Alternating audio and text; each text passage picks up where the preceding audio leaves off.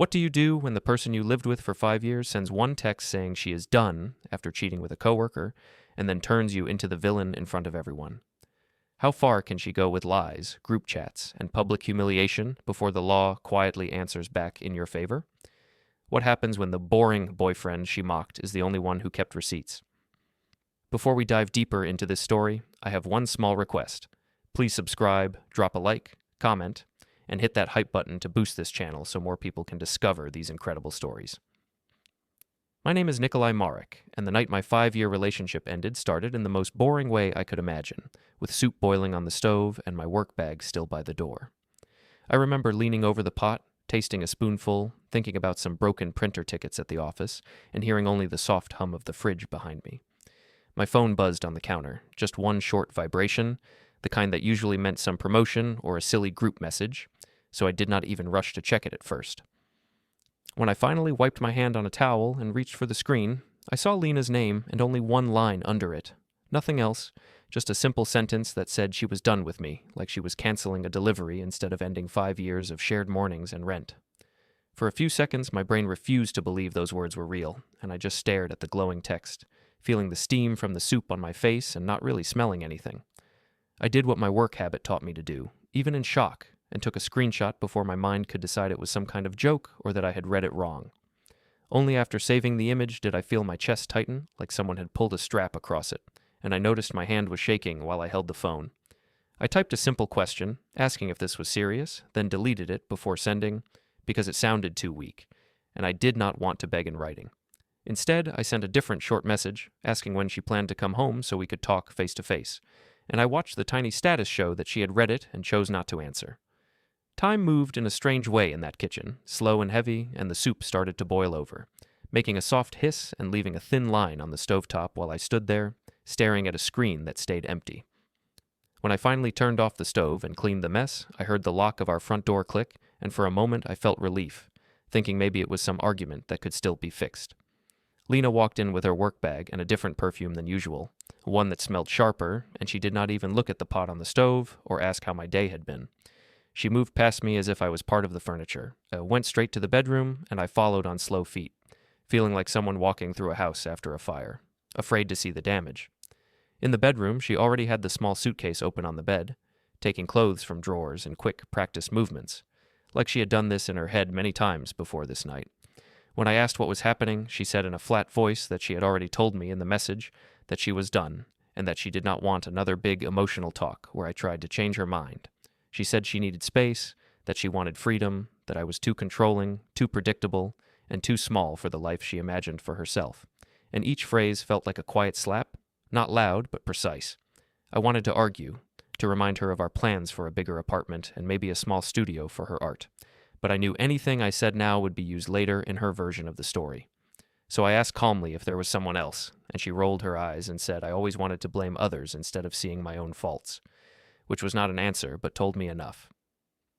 When she turned to reach into the closet, I saw a lipstick stain on the collar of a shirt that was not mine, a color she never wore at home, and I understood that my place in her life had already been replaced before she sent that message.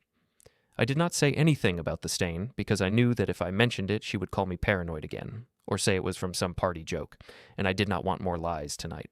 Instead, I told her she could take what she needed and that I would not stop her, and I heard my own voice sound calm and flat, like I was reading a report and not watching my own life break.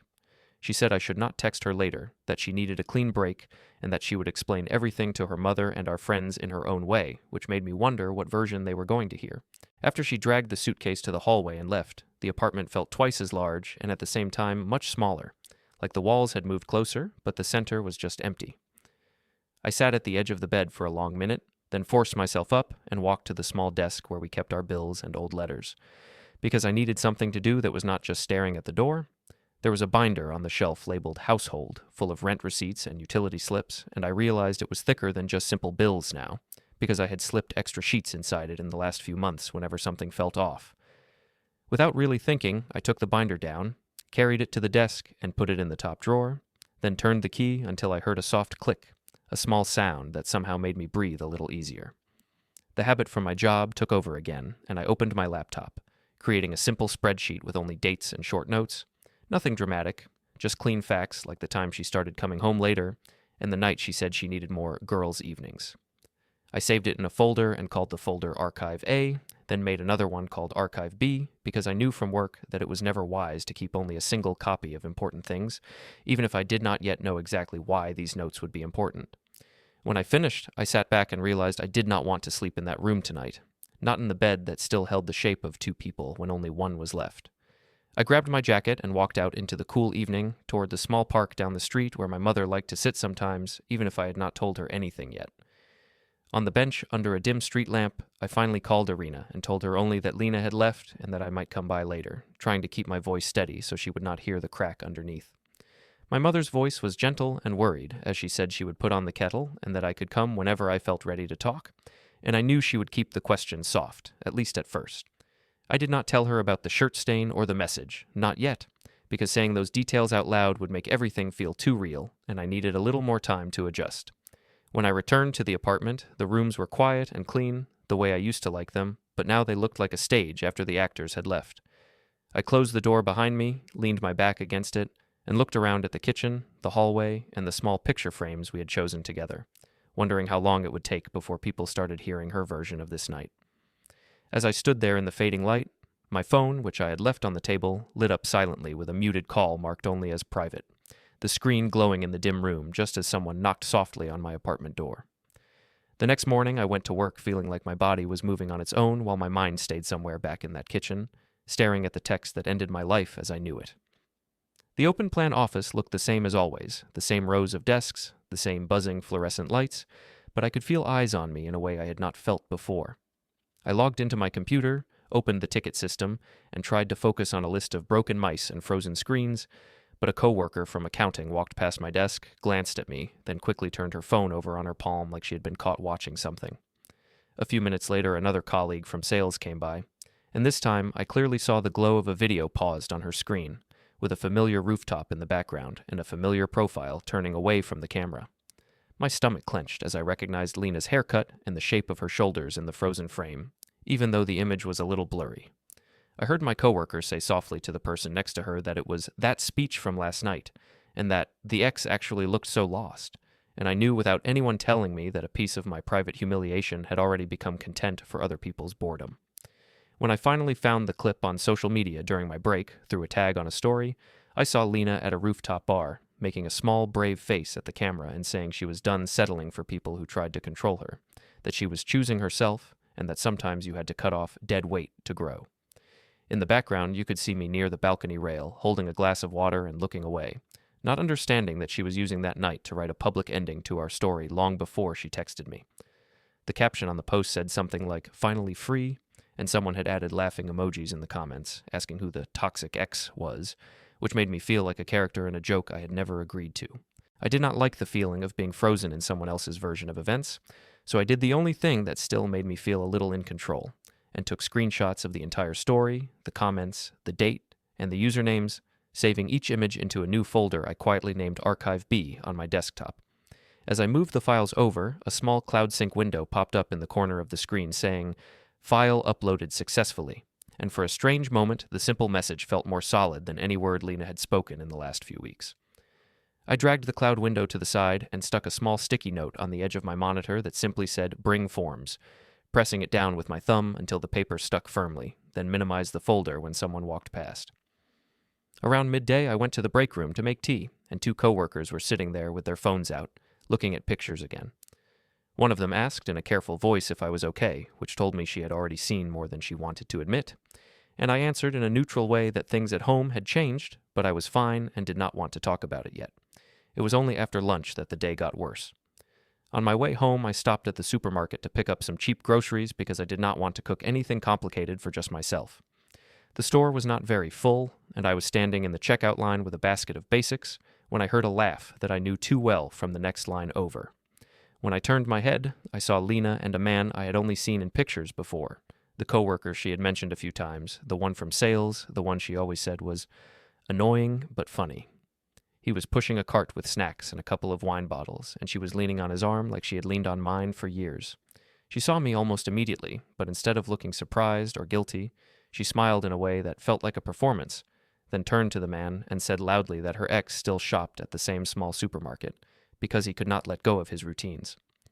A woman from our building stood behind them in line and looked between us with wide eyes, and Lena lifted her phone just enough to show the rooftop video and say how free she felt now, as if she wanted the neighbor to carry the story home like a package.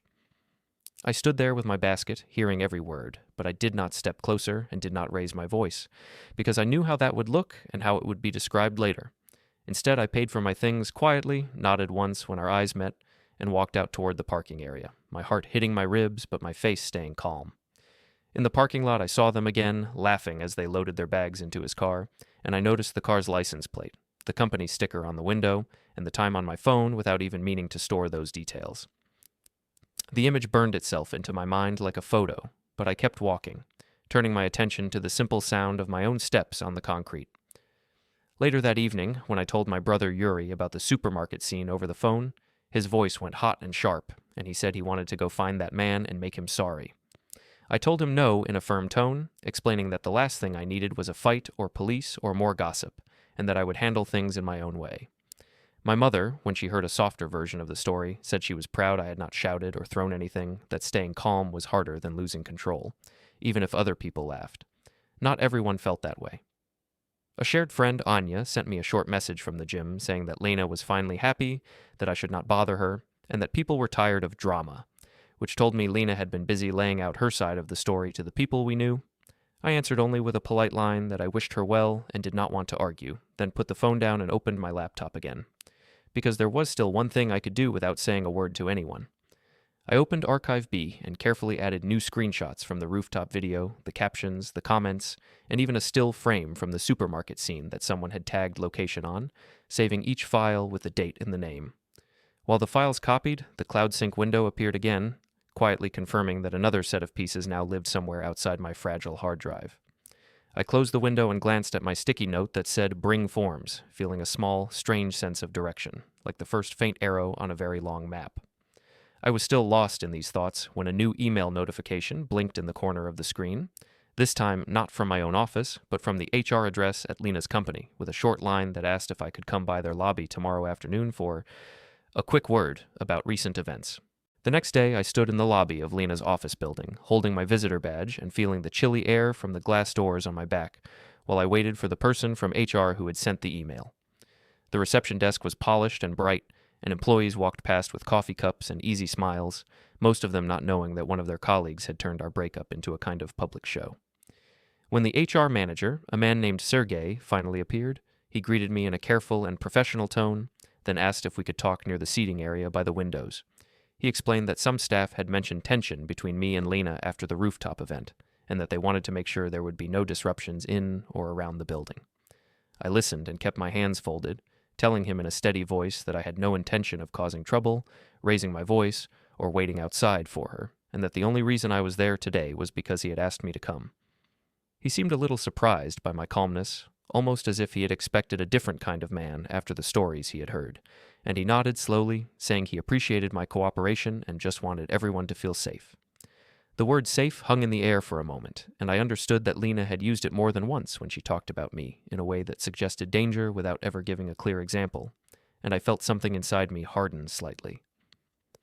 Sergey added that there would be another work social event at a rooftop bar that evening, and that Lena had mentioned I might stop by, so he wanted to confirm there would be no scene. I told him I planned to be there only to listen and to show that I could be respectful, because I did not want rumors about me acting out. He thanked me again, and before I left, I glanced around the lobby and saw a few faces I recognized from Lena's posts watching us with quiet curiosity, wondering what kind of story they would carry upstairs. Walking back to my own office later, I could not push the word safe out of my head. At my desk, I opened my phone and looked at the messages from Lena, the public posts, and the rooftop video once more, then started a new message thread labeled Follow-Up. Inside that thread, instead of sending messages to anyone, I typed short notes about names, dates, and situations, like a logbook of the story she was telling the world.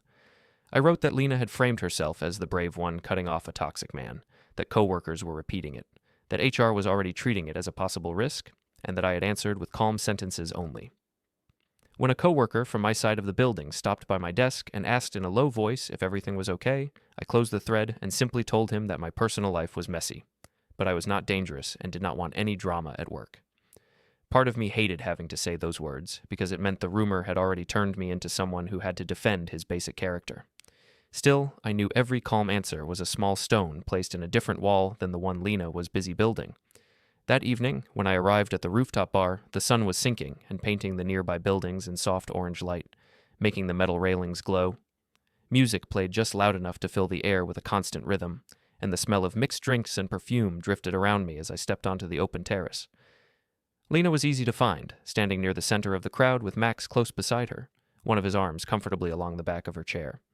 She saw me almost at once, and instead of ignoring me or greeting me quietly, she called my name with a smile that did not reach her eyes and told the nearby group that her ex had actually come. The people around her looked at me with a mix of curiosity and amusement, waiting for something dramatic to happen. I walked over, keeping a small distance, and simply nodded, saying I was there because I had been told it was better to be open than to avoid everything and let rumors grow. She said in a light tone that she hoped I could handle seeing her happy and free, and a few people laughed softly, not knowing what to do with the tension in the air. Max stayed close, giving me a half smile that said he felt like the winner of some strange competition. I did not answer the bait because I understood that anything sharp I said now would become another story, another quote in someone's chat. Instead, I drifted toward the balcony railing, leaning lightly on it and watching the city lights come on one by one, trying to let the view calm my breathing. From that spot, slightly apart, I could see and hear more than they realized. I heard someone ask Lena if it was true that I had tried to control her clothes and her friends, and she answered in a vague way that suggested yes without giving concrete details. I heard her tell another group that she had felt unsafe in the relationship, using that same heavy word that HR had used in the lobby. Each time, the people around her nodded in sympathy and glanced in my direction, seeing only my still figure by the railing and not the years of small kindnesses and compromises that would never fit into a caption. Every now and then, a phone camera turned toward her, recording a joke or a pose, catching my profile in the edge of the frame like a ghost. I took another quiet step in my own direction by pulling out my phone and opening the follow-up thread, typing short lines about who said what, who recorded, and who looked uncomfortable. I did not need to send those notes to anyone yet. For now, it was enough that they existed in words and timestamps, instead of only in my memory. After a while, the drinks loosened the group, and the music grew louder, and someone called out for Lena to say something, to give a speech about her new life. She hesitated at first, then stepped up onto a low platform near a table, with Max close by, ready to steady her if she slipped. The crowd cheered and lifted their glasses, and several phones rose at the same time, red recording lights already glowing. I stayed near the balcony but turned slightly so I could see her clearly. She started talking about choosing herself, about leaving behind people who tried to hold her back, about discovering what real happiness felt like when you finally broke away from a heavy weight. She did not use my name, but everyone knew who she meant, because their eyes slipped toward me again, and each time they saw me standing there, calm and quiet, their belief in her story grew. Someone near the front shouted that she should make a toast for freedom and for better men, and laughter rolled through the group like a small wave. Lena lifted her glass, her face bright under the bar lights, and at that exact moment, one of the phones in the crowd fired a bright flash as it snapped a photo. The flash burst across the terrace and caught her smiling face and my still figure by the railing in the same frame, while voices called for one more toast and another recording started under the night sky. A few days after the rooftop party, I realized the story Lena was telling about me had moved far beyond our circle of coworkers and neighbors and into the quiet rooms where families decide who they believe. It started at the community center during a small weekend gathering where people from our building and nearby streets met for tea and simple snacks. I went because my mother asked me to come, saying it would be good for me to get out of the apartment and see familiar faces. As soon as I walked in, I felt the temperature of the room change around me, not in degrees, but in attention. People greeted me with soft, careful voices, the way you talk to someone who has been in an accident, and a few looked over my shoulder as if they were afraid someone else might walk in behind me. I overheard one woman telling another that she had seen the rooftop video and that she had not known I was so intense. When the other woman asked what she meant, the first one said she had heard I used to check Lena's phone and control who she met, and that Lena had finally found the courage to get out. None of them had ever seen me raise my voice, but the story was tidy and emotional and easy to repeat, so it spread calmly from one corner of the hall to another like steam from a pot. My mother stood near the back, watching me with worried eyes, and when I reached her, she squeezed my arm and said we did not have to stay long. She told me quietly that Oksana had been very active on the phone lately, sharing her version of things, and that people tended to believe the person who spoke first and loudest. I listened, nodded, and reminded myself again that I had chosen not to shout. A few days later, both families agreed to meet at a small family restaurant to talk, at least on the surface, to make things less tense. I did not expect fairness, but I went because staying away would be painted as guilt. The restaurant had a long table set up for us, with simple dishes and soft music in the background, and for a moment it almost looked like a celebration. On one side sat my mother and my brother Yuri, and on the other side sat Lena with her mother and a couple of cousins, with our shared friend Anya near the middle, as if she had been placed there to balance the sides. From the first minutes, the air felt heavy, like the room had too many unsaid words inside it. Oksana opened the topic with the smooth voice of someone who had rehearsed, saying that Lena had suffered silently for a long time and had finally decided to leave a relationship that made her feel small and unsafe. She did not accuse me directly of specific acts, but she used phrases that carried dark shadows, talking about how controlling partners sometimes watched every move and how fear could live quietly behind closed doors. The more she spoke, the more some relatives nodded without asking for details because they knew only the headline and not the body of the story. Lena sat beside her, eyes wet but dry enough for the moment to look controlled, occasionally adding that she had felt like she could not breathe with me, that I had not allowed her to grow, and that she had never felt truly free until she walked away. I sat with my hands resting on the table, listening, feeling each word land like a small weight on my chest, not heavy enough to crush me, but heavy enough to make each breath more difficult. When it was finally my turn to speak, I did not launch into a speech about her betrayal or the coworker or the rooftop jokes. Instead, I chose the only weapons I still trusted, which were plain facts and a calm voice. I said that in 5 years together, I had never raised my hand against her, never thrown anything, never blocked the door or taken her phone. I mentioned clear dates and times, like the evening she first said she wanted more space, the night she stopped coming home on time, and the morning she sent the message saying she was done. I did not shout or accuse, I only lined up the days like objects on a shelf. Some people shifted in their seats, not sure how to fit this quiet version into the dramatic picture they had already accepted. Yuri, unable to stay silent, reminded everyone that we had often invited Lena to family gatherings and that she had always laughed and relaxed with us, never once showing fear. Oksana responded that fear could hide behind smiles and that I was acting calm now only because other people were watching. I felt anger stir under my ribs, but pressed it down, knowing that if I let it show, even for a second, it would become the proof she was looking for. After the meal, my mother invited me home for tea, saying she needed to talk to me more quietly. In her living room, she poured hot tea into 2 mugs and sat across from me, the lines on her face deeper than I remembered. She told me she did not doubt my character, but she could see that the story going around was not just about a breakup anymore. It was about painting me as a threat. She said this kind of talk could follow a man into other rooms, into his work, into new relationships, and even into his ability to rent or sign simple agreements. Her words were not loud, but they hit me harder than anything Lena had said, because my mother was thinking like someone who had seen many lives from the hospital bed and knew how quickly labels could stick. As she spoke, my eyes drifted to the wall behind her where a paper planner hung with small, neat writing on most days. One date near the middle of the month was circled in red, more urgent than the rest, and next to it she had written only meeting, personal. I did not ask what it meant, but I understood that even my mother was now thinking about steps beyond warm tea and gentle advice. My phone lay on the table between us, the screen dark, and I felt tempted to ignore it completely, to pretend the outside world had gone silent. But I knew the story would keep moving even if I tried to hide from it. Later that week, another small gathering happened, this time back at the restaurant with a few fewer relatives but the same long table. Again, the talk slipped naturally back to what had happened between me and Lena, because people liked fresh drama more than old news.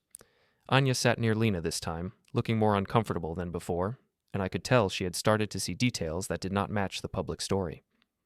At one point, my mother, who had been quiet all evening, finally leaned forward and asked in a steady voice if this was truly how they talked about her son when he was not in the room. The question hung heavy over the table, and for a moment nobody spoke. Just as that silence stretched between us, a bright notification sound broke it, the sharp ping of a group chat on Lena's phone. She picked it up almost automatically, the screen lighting her face from below, and I saw a small preview image of a meme someone had made from the rooftop video, my blurred figure and her smiling pose turned into a joke with a short, cruel line underneath. She laughed without thinking, then realized everyone at the table was watching, and my mother's unanswered question still floated in the air while the little image of my humiliation glowed in her hand like a small, bright piece of proof. The next days felt strangely calm on the surface, like the world had decided to move in slow motion while something underneath shifted direction. After the family dinners and the community whispers, I woke up one morning in the shared apartment and realized there was no good reason for me to keep sleeping in a place where every object reminded me of someone who now used my name as a warning. The air in the bedroom felt used, full of older versions of us, so I opened the windows wide, letting in the city noise and the smell of exhaust, and made a simple decision without any big speech. I would leave this space and move to my mother's apartment for a while, not out of defeat, but to draw a clear line between my life and Lena's new story. I started by taking out my phone and slowly walking through every room, taking quiet photos of the furniture, the walls, the shelves, and the things we had bought together, showing the state of the place as it was that morning. I did not move anything or stage anything, I just wanted a clear record of how things looked before I left. In the bedroom, I took a picture of the bed, the worn side of the mattress where I had slept, and the slightly disturbed guest bed in the small spare room where she had claimed to stay during our last weeks together. In the kitchen, I photographed the chipped mug she used for coffee, the small dent in the fridge door, and the magnet board where some of our old shopping lists still hung with fading ink. Then I opened the cupboards and noticed a few items missing, small but not unimportant, and I made a calm mental note of what was gone instead of letting panic take over. I packed my clothes into 2 suitcases and a couple of bags, leaving the storage boxes and decorations for later, and took the thickest binder from the locked desk drawer, the one labeled household, placing it carefully in my backpack. Before I walked out, I turned and took one more picture of the living room as a whole, so that if anyone ever tried to say I had left a mess or damaged something, there would be more than just my memory to answer. On my way to my mother's place, I had to change buses at the main terminal, a place where the smell of fuel and the echo of announcements always made me feel like I was in between worlds. I was standing near a bench with my luggage beside me when I heard Lena's laugh again. That same sharp sound that now felt less like joy and more like a signal. I turned my head and saw her sitting on a metal bench a few meters away with Max, their bags at their feet, a couple of tickets in his hand. They were dressed for a weekend trip, casual but neat, as if they were starring in an advertisement for fresh starts. She spotted me almost instantly and stiffened for a moment, surprise breaking through her polished face, then quickly smoothed it away and leaned even closer to Max, as if to show me his arm was the one she chose now. He followed her gaze, saw me, and gave a mocking little wave, saying something I could not fully hear over the terminal noise. But the word X reached me clearly, along with a tone that suggested I should be embarrassed to still exist. Lena raised her voice just enough so that people nearby could hear, as she joked that some men did not know how to let go, that they clung to routines and old apartments like security blankets. A couple waiting for a bus looked between us with faint interest, catching only a piece of the scene but enough to form another opinion. I felt heat rise in my chest, but I held on to the handle of my suitcase and did nothing more than nod once, a small final greeting to someone who had chosen a different life. I did not step closer or ask where they were going. I did not speak his name or hers. I simply turned away and walked toward my platform, my step steady in spite of the noise in my head. That choice, small as it was, felt like a turning point. When I finally arrived at my mother's apartment, Irina opened the door before I could knock twice, her eyes moving from my bags to my face, reading more than I said. She helped me bring the luggage into the living room and made a ready space for me on the fold-out couch, turning it into a temporary bed with clean sheets and a blanket that smelled faintly of detergent and lavender. As we sat at the table with tea, I told her about the bus terminal and the way Lena and Max had looked at me, and I watched anger cross her face like a shadow. Yuri came over that evening too, and his reaction was exactly what I expected. He cursed under his breath and said someone needed to put fear into Max's face so that he would stop provoking me in public. I looked at my brother and felt grateful for his loyalty, but also tired of the idea that every conflict had to end with fists or screaming. I told him no again, more firmly this time, saying that I refused to become the angry man in her story, the one she could point to and say, "See, I told you he was dangerous." I said I would never raise my hand to either of them, and that if anything else happened, I would handle it properly. The word properly stayed between us like a small, hard stone. That night, after they went to bed, I sat alone at my mother's dining table with my laptop open, the binders spread out around me like a quiet army. I divided documents into 3 piles and then into 3 binders, labeling the spines with simple words, home, auto, bank, and I made sure each paper lay flat and easy to find. Under a folder marked taxes, I taped a small USB drive where only I would think to check, and next to my laptop I placed a single USB stick labeled with the date in neat black ink. On the screen, I opened new tabs searching for phrases like notary near me, delivery tracking, and storage options, reading about safe places to keep copies of important files. I did not click on anything that showed court names yet, did not open any forms, did not print any letters, because I knew there was a right time for that level of action, and it was not this night. Instead, I focused on the simple, patient work of collecting facts, organizing them, making sure no single lie could erase the weight of what really happened. My mother came into the room once, saw the binders and the screen, and asked softly if I had decided what to do. I looked up at her and, for the first time, said clearly that I would not try to fix what was broken, that I would not chase Lena, and that I would handle everything properly, through the paths that existed for people who had done nothing wrong but had been dragged through the mud. There was no anger in my tone, only a steady calm that surprised even me. She nodded slowly, squeezed my shoulder, and left me to my work.